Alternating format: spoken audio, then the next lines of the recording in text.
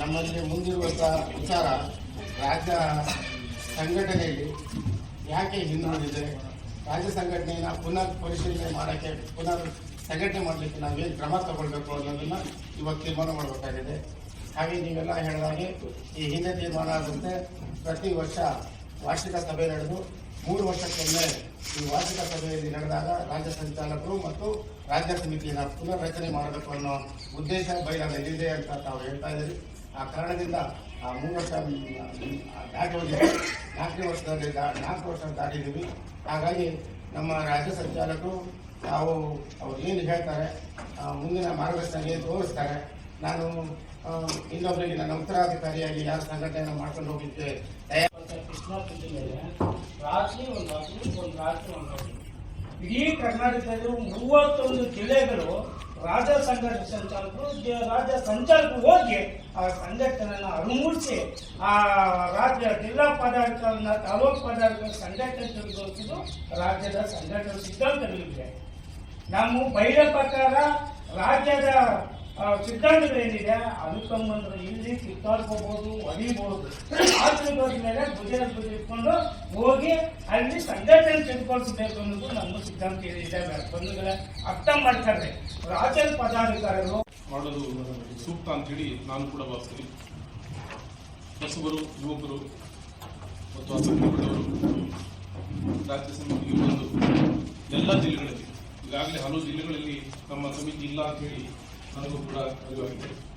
ಅದೇ ರೀತಿಯಲ್ಲಿ ರಾಜ್ಯದ ಎಲ್ಲ ಜಿಲ್ಲೆಗಳಲ್ಲಿ ಕೂಡ ಜಿಲ್ಲಾ ಸಮಿತಿಗಳನ್ನು ಆಯ್ಕೆ ಮಾಡೋದು ಮತ್ತು ಬೇರೆ ಎಲ್ಲ ಸಂಘಟನೆಗಿಂತ ಒಂದು ಪ್ರಾಮಾಣಿಕವಾದ, ಒಂದು ಬಲಿಷ್ಠವಾದ ಸಂಘಟನೆಯನ್ನು ಕಟ್ಟಲಿಕ್ಕೆ ನಾವೆಲ್ಲರೂ ಕೂಡ ಹಿರಿಯರು ಮತ್ತು ಹೊಸಬರು, ಯುವಕರು ಎಲ್ಲರೂ ಕೂಡ ಒಂದು ಪ್ರಾಮಾಣಿಕವಾದ ಪ್ರಯತ್ನ ಮಾಡೋಣ.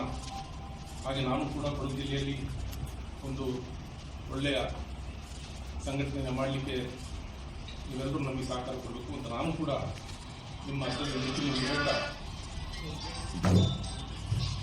ರಾಜ್ಯ ಸಮಿತಿಯನ್ನು ಆಯ್ಕೆ ಮಾಡೋದು ಸೂಕ್ತ ಅಂತ ಹೇಳಿ ನಾನು ಭಾಷಣ ನನ್ನ ಮಾತನ್ನು ಮಾಡ್ತೀನಿ.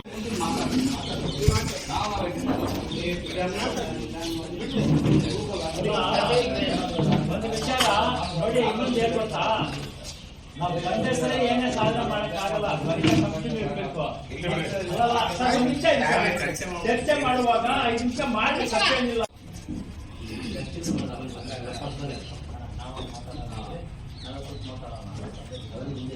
ಯಾಕಂದ್ರೆ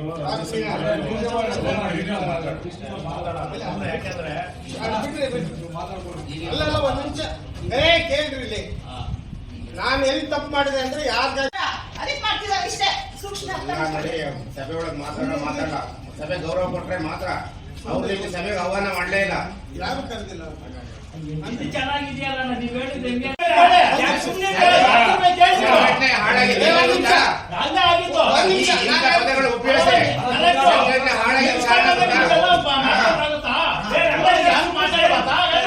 ಅವೆಲ್ಲ ಮನುಷ್ಯರಲ್ವಾ? ನೀವು ಹೇಳಿದ್ದೆ ಕೇಳ್ಬೇಕಾದ್ರೆ ಮಾಡಿಲ್ಲ.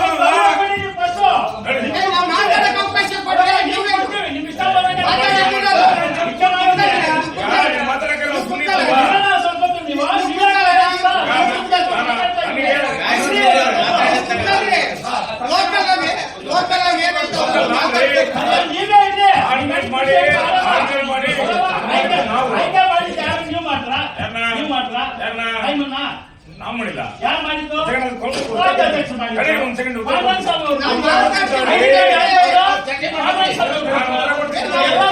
ಮಾಡಿದ್ದೆ. ಈಗ ಮತ್ತೆ ಯಾರು ಹೇಳಿ ಅಂತ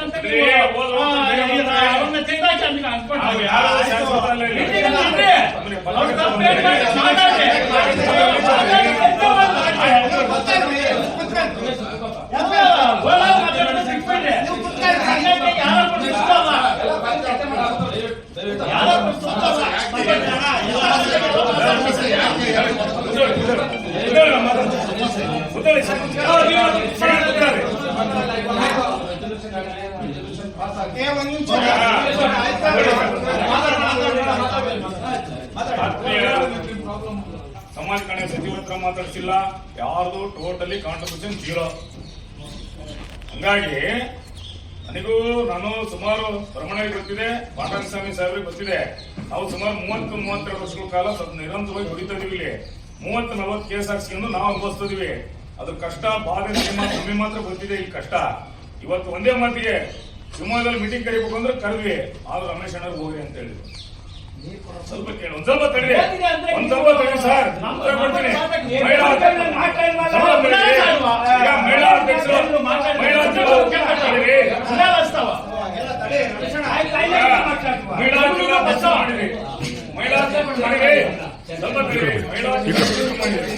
ಮಹಿಳಾ ಜಿಲ್ಲಾಧ್ಯಕ್ಷರು ಮಾಡಿದೆ. ನಾನು ಜಿಲ್ಲಾ ಸಂಚಾಲಕ ಬದುಕಿದ್ದೆ, ಸತ್ತೋಗಿದ್ದೆ. ನನ್ನ ಗಮನಕ್ಕೆ ಬರಲಿಲ್ಲ. ಯಾಕೆ ಮಾಡಿದೆ? ಆಯ್ತು, ರಾಜ್ಯ ಸಂಚಾಲಕಿ ಮಾಡಿದ್ವಿ. ರಾಜ್ಯದ ಎಷ್ಟು ಜಿಲ್ಲೆಯ ಮಹಿಳಾ ಸಂಚಾಲಕರು, ಜಿಲ್ಲಾ ಸಂಚಾಲಕರು ಗಮನಕ್ಕೆ ತಂದು ರೆಸಲ್ಯೂಷನ್ ಮಾಡಿದ್ವಿ. ಯಾಕೆ ಏಕಪಕ್ಷೀಯ ಮಾಡಿದ್ವಿ? ಏನು ಅವ್ರು what is the contribution of society in the DSS? ಏನು ಕಾಂಟ್ರಿಬ್ಯೂಷನ್ ಇದೆ? ಎಲ್ಲಿ ಹೋಗ್ತಾರೆ, ಎಲ್ಲಿ ಸಂಘ ಕಟ್ಟಿದ್ದಾರೆ, ಯಾವ ತಾಲೂಕು ಹೋಗಿದ್ದಾರೆ, ಮನೆ ಬಿಟ್ಟರೆ ಸ್ಟೇಷನ್ ಬಿಟ್ಟು ಮನೆ, ಇದನ್ನೇ ಸಂಘ. ಇದನ್ನೇ ಹೇಳ್ತಾ ಇರೋದು ಸಿದ್ಧಾಂತ ಕೃಷ್ಣಮ್ಮನವ್ರು. ಇದನ್ನೇ ಹೇಳಿದ್ರು. ಸತ್ತೋಗಿರೋದು ನಮ್ಗೆಲ್ಲ ಕೊಡುಗೆ ನೀಡಿ. ಸ್ವಲ್ಪ ಯಾರು ಮಾತಾಡ್ತಾರೆ, ಆವೇಶಕ್ಕೆ ಒಳಗಾಗಿ ಮಾತಾಡ್ಕೊಡಿ ದಯಮಾಡಿ. ಸಂಘ ನಂದು ಅಲ್ಲ, ನಮ್ಮ ಅಪ್ಪಂದು ಅಲ್ಲ. ಸಂಘಕ್ಕೆ ಯಾರು ಅನಿವಾರ್ಯ ಇಲ್ಲ, ಸಂಘಕ್ಕೆ ಸಿದ್ಧಾಂತ ಮಾತ್ರ ಅನಿವಾರ್ಯ ಸಾಹೇಬ್ರೆ. ಹಂಗಾಗಿ ದಯಮಾಡಿ ಯಾರು ಮಾತಾಡಕೋಬೇಡಿ. ಯಾರ್ದು ಕಾಂಟ್ರಿಬ್ಯೂಷನ್ ಇಲ್ಲ, ದಯಮಾಡಿ. ನಮ್ದು ಇಲ್ಲ, ನಿಮ್ದು 10% ಇದ್ರೆ ನಮ್ದು 5%, 1% ಇಲ್ಲ ನಮ್ದು. ಹಂಗಾಗಿ ಏನ್ ಗೊತ್ತಾಯ್ತಾ? ಆಯ್ತು, ಇಷ್ಟೆಲ್ಲ ಕೂಗಾಡೋರು, ಇಷ್ಟೆಲ್ಲ ಮಾತಾಡೋರು, ಯಾವ್ಯಾವ ಜಿಲ್ಲೆಗೆ ನಿಮ್ದು ಏನೇನು ಕೊಡುಗೆ ಕೊಡುಗೆ ಬಿಡುಗಡೆ ಮಾಡಿ, ನಿಮ್ದು ಪಟ್ಟಿ ಬಿಡುಗಡೆ ಮಾಡಿ ಪಟ್ಟಿನ. ಆಯ್ತು, ಮಹಿಳಾ ಸಂಚಾಲಕಿ ಮಾಡಿದ್ವಿ. ಅದ್ರ ಜೊತೆಗೆ ಯಾಕೆ ಇನ್ನೊಂದು ವಿದ್ಯಾರ್ಥಿ ಒಕ್ಕೂಟ ಯಾಕೆ ಮಾಡಲಿಲ್ಲ? ಕಲಾಮಂಡಳಿ ಯಾಕೆ ಮಾಡಲಿಲ್ಲ? ಯಾಕೆ ಉಳಿದವ? ಇವನ್ನ ಯಾಕೆ ಮಾಡಲಿಲ್ಲ? ಅಂಗ ಸಂಸ್ಥೆಗಳು ಯಾಕೆ ಮಾಡಲಿಲ್ಲ ಉಳಿದವ?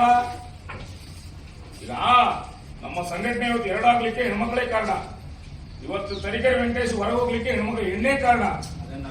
ಎಣ್ಣೆ ಕಾರಣ, ಸ್ವಲ್ಪ ಮಾಡಿ. ಎಣ್ಣೆ ಕಾರಣ, ಎಣ್ಣೆ ಕಾರಣ. ನೋಡ್ರಿ, ಹೆಣ್ಣಿನಿಂದ ಸಂಘಟನೆ ಹಾಳಾಗ್ತೇವೆ ಅಂದ್ರೆ ಅಂತ ಹೆಣ್ಣಿನ ಅವಶ್ಯಕತೆ ದಯಮಾಡಿ ಬೇಡ. ಯಾಕೆಂತ ಹೇಳಿದ್ರೆ ಹೆಣ್ಣಿನಿಂದ ಸಂಘ ನಾಶ ಆಗ್ತೈತೆ. ಇವತ್ತು ರಾಜ್ಯಾಧ್ಯಕ್ಷರು ಎಷ್ಟು ಜನ ಕರ್ಕೊಂಡು ಹೋಗ್ಬೇಕು? ನಾನು ಜಿಲ್ಲಾ ಸಂಚಾಲಕ ಎಷ್ಟು ಜನ ಕರ್ಸಿದ್ದೀನಿ? ರಾಜ್ಯ ಮಹಿಳಾ ಅಧ್ಯಕ್ಷರು ಎಷ್ಟು ಜನ ಕರ್ಸ್ಬೇಕು? ಆಯ್ತು, ಜೊತೆಗೆ ಎಷ್ಟು ಜನ ಬರ್ಬೇಕು ಅವರಿಗೆ? ಸುಮ್ಮನೆ ದಯಮಾಡಿ. ರಾಜ್ಯಾಧ್ಯಕ್ಷರು ಮೊನ್ನೆ ನಾನು ನಡೆದಂತ ವಿಚಾರ ಅವರು ಒಂದು ಸ್ಟೇಟ್ಮೆಂಟ್ ಮಾಡಿದ್ರು, ಪತ್ರಿಕಾ ಸ್ಟೇಟ್ಮೆಂಟ್ ಮಾಡಿದ್ರು. ನಾನು ಮಹಿಳಾ ರಾಜ್ಯಾಧ್ಯಕ್ಷರು ಅಂತ. ಅಧ್ಯಕ್ಷರೇ ನೀವು ಅಕ್ಸೆಪ್ಟ್ ಮಾಡಿದ್ರೆ ರಾಜೀನಾಮೆ ಅಂತೀನಿ. ನನಗೆ ಮೊದಲಿಂದನೂ ನನಗೆ ಅಧ್ಯಕ್ಷರ ಮೇಲೆ ನಾನು ಮುನ್ಸಿತ್ತು. ಯಾಕೆಂತ ಹೇಳಿದ್ರೆ ನಾನು ಜಿಲ್ಲಾ ಸಂಚಾಲಕರು, ನೀವೆಲ್ಲ ರಾಜ್ಯ ಸಮಿತಿ ಪದಾಧಿಕಾರಿಗಳು. ನಿಮ್ಗೇನು ಗಮನಕ್ಕೆ ತಂದು ರಾಜ್ಯ ಮಹಿಳಾ ಅಧ್ಯಕ್ಷರ ಆಯ್ಕೆ ಮಾಡಿಲ್ಲ ಹೇಳಿದ್ರು ನಿಮ್ಗೆ? ನಾನು ಯಾಕೆ ರೂಲ್ಸ್ ಇಲ್ವಾ? ಸಂಘದ ಸಭಾ ನಡುವಳಿ ಇಲ್ವಾ? ಬರೋಣಾರೆ ಇಲ್ವಾ? ಸಭಾ ನಡುವಳಿ ಇಲ್ವಾ? ಇದು ಆಯ್ತು. ಜಿಲ್ಲಾ ಸಂಚಾಲಕ ನಾನೇನ ಶಿಫಾರಸು ಮಾಡಿದ್ದೆ, ಇಲ್ಲಿಂದ ಜಿಲ್ಲಾ ಮಹಿಳಾ ಅಧ್ಯಕ್ಷರು ಮಾಡಿದ್ನ ನಾನೇಂದ್ರ ಒಂದು ಲೆಕ್ಕ ಕೊಟ್ಟಿದ್ದೀವಾ? ಯಾಕೆ ಮಾಡಿದ್ರಿ ನೀವು? ಕಿತ್ತಾಡಕ್ ಮಾಡಿದ್ರಿ ನಮ್ಮ ಸಂಘ? ಈಗಾಗಲೇ ಎಲ್ಲ ಅದನ್ನ ತಿದ್ಕೊಂಡ್ರೆ ಮಾತ್ರ ರಾಜಕಾರಣದಲ್ಲಿ ಇರ್ಬೋದು, ಸಂಘಟನೆ ಇರ್ಬೋದು, ನಾವು ಬೆಳಿಬಹುದು. ಬಿಟ್ರೆ ಮೊದಲು ನಾವು ಏನು ಬಾಬಾ ಸಾಹೇಬ್ ತತ್ವ ಅಡಿಯಲ್ಲಿ ನಡೆಯೋರು ನಾವು ಚೆನ್ನಾಗಿರ್ಬೇಕು. ಮೊದಲು ನಾವು ಮೊದಲು ಚೆನ್ನಾಗಿರ್ಬೇಕು. ಅದು ನಮ್ಮ ಮೊದಲನೇದು ಮಾತು. ಎರಡನೇ ಮಾತು ಅಂತಂದ್ರೆ ನಮ್ಮ ಸಂಘಟನೆ ಒಳ ಮೀಸಲಾತಿ ವರ್ಗೀಕರಣದಲ್ಲಿ ನಾವು ಎಡವಿದ್ದೀವಿ. ನಾವು ಯಾವುದೇ ತರ ಒಂದು ನಮ್ಮ ಸಂಘಟನೆಯಿಂದ ಒಂದು ಸ್ಟೇಟ್ಮೆಂಟ್ ಕೊಟ್ಟಿಲ್ಲ. ಕೆಲವು ಕಡೆ ರಾಜಮಟ್ಟದಲ್ಲಿ ನನ್ನ ಮೀಸಲಾತಿ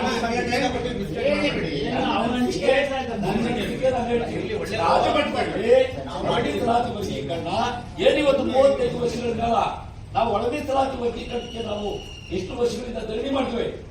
ಜಗದೀಶ್ ಶೆಟ್ಟರ್ ಮನೆ ನುಗ್ಗಿದ್ವಿ, ಅರಬೆತ್ತಲೆ ಸೇವೆ ಮಾಡ್ತೀವಿ ಬೆಂಗಳೂರಲ್ಲಿ.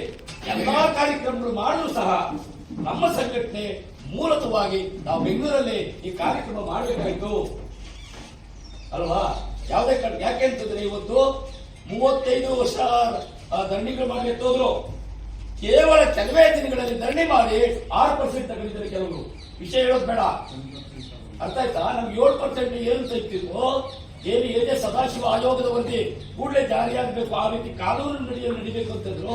ಮಾನ್ಯ ಸಿದ್ದರಾಮಯ್ಯನವರು, ಪರಮೇಶ್ವರ್ ಅವರು, ಮಾದೇವಪ್ಪರು ಯಾವುದೇ ಕಾನೂನು ನಡೆಯಲಿ ಏನಿದೆ ಅವಕಾಶ ಕೊಟ್ಟಿದ್ರು. ಆತರ ನಾವು ನಮ್ಮ ಸಂಘಟನೆಯಿಂದ ಖಂಡಿಸಬೇಕಾಯ್ತು.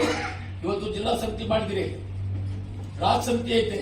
ನಮ್ಮ ಒಗ್ಗಟ್ಟು ಹೆಂಗಿರ್ಬೇಕು, ನಮ್ಮ ರೀತಿಯಲ್ಲಿ ಹೆಂಗಿರ್ಬೇಕು, ನಾವೆಲ್ಲಾದ್ರೂ ಒಂದು ಕಡೆ ಧರಣಿ ಮಾಡಿದ್ವಾ? ಕೆಲವು ಕಡೆ ಅಂದ್ರೆ 1-2 ವರ್ಷ 3 ವರ್ಷ ಹಿಂದೆ ಮಾಡಿರ್ಬೋದು, ನಾನು ಇಲ್ಲ ಅಂತ ಹೇಳಲ್ಲ. ನಮ್ಮ ಸಂಘಟನೆ ಯಾಕೆ ಹಿಂದುಳಿತು, ಯಾಕೆ ಮುಂದುವರಿತಾ ಇಲ್ಲ ಅಂತ ಇವತ್ತು ಚರ್ಚೆ ಆಗ್ಬೇಕಾಗಿದೆ. ನಾನು ಇಷ್ಟು ಮಾತನ್ನು ಹೇಳಿ ಮಾತಾಡ್ತೀನಿ.